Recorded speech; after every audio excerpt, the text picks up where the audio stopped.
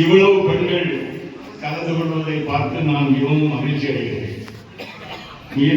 மிகவும் சீரும் சிறப்புமாக அழகாக யாவரும் கோலம் போட்டு மிகவும் நேர்த்தியாக இந்த விழாவை சிறப்பிக்க செய்தீர்கள்.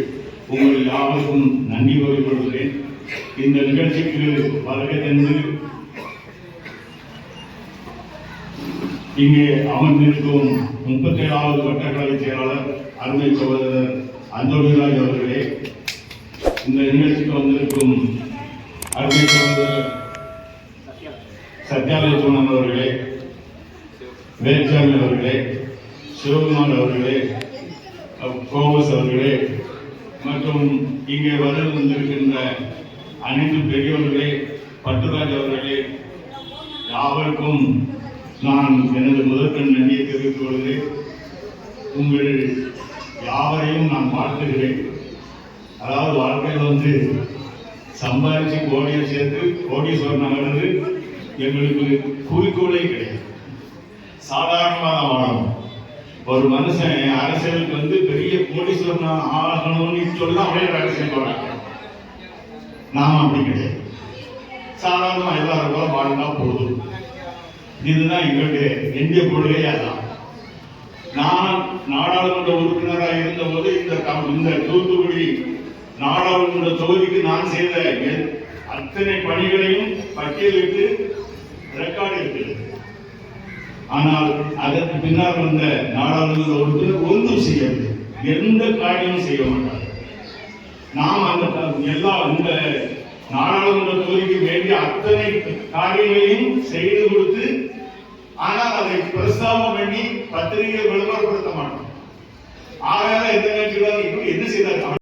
தமிழ்நாட்டுக்கு முதலமைச்சராக 4.5 ஆண்டுகள் பொன்னை போன்ற ஆட்சியை தந்த சீரிய தமிழர் நம்முடைய தலைவர் எடப்பாடியார் அவர் ஒரு எப்படின்னா நீங்க சினிமா பாத்தீங்க அப்படின்னா ஹீரோ ஒரு கால்வாசி படத்துல ஒரு வில்லனை சந்திப்பான், அப்புறம் அரைவாசி இன்டர்வல் வரைக்கும் ஒரு வில்லனை சந்திப்பான், அப்புறம் இன்டர்வல்ல இருந்து முடியறதுக்கு முன்னாடி ஒரு வில்லனை சந்திப்பான், அதுக்கப்புறம் ஒரு வில்லனை சந்திப்பான்.